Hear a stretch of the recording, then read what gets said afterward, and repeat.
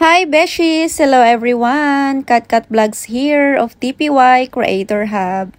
For today's video ay pumunta nga kami dito sa isa sa pinaka sikat dito sa Doha, Qatar na Korean restaurant, ang Yewa Restaurant. Located nga ito sa Laguna Mall, Doha, Qatar.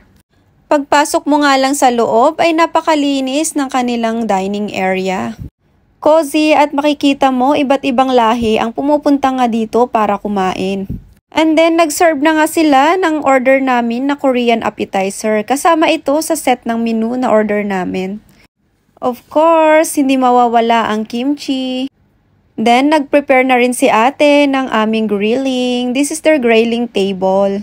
Appetizer pa nga lang ay talaga namang mabubusog ka na beshies sa sobrang daming pagpipilian.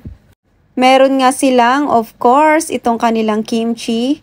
And then, meron din silang cucumber. Ayan, tikman na natin. Sobrang sarap niyan at tama lang ang anghang. Meron din sila nitong vegetable. Nakalimutan ko nga kung anong pangalan nito. Next ko ngang titikman ay ang kanilang fruit salad. Napakasarap at walang tamis. Next is ang kanilang napakasarap na scrambled egg. Of course, ang aking paboritong kimchi. Hindi yan mawawala, syempre.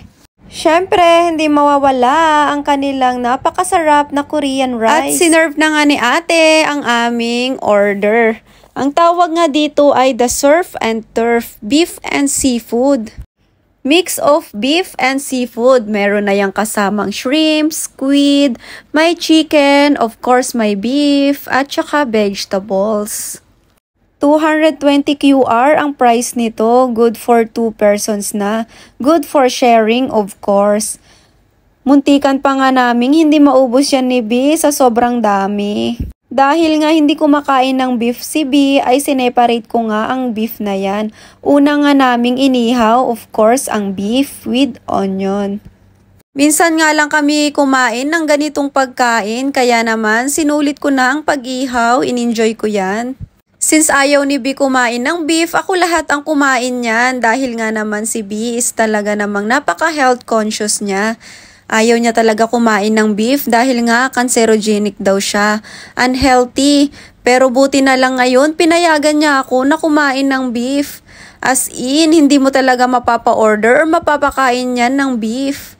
Mapapakain mo pa siya ng mutton pero ang beef hindi talaga. Never talaga siyang kumain. Napakasarap nga niyang partner dito sa kanilang Korean rice. Nakakatuwa yung scrambled egg na to, beshi. Sobrang lambot, sobrang soft at napakasarap. Of course, hindi mawawala ang paborito namin ni B, ang jampong.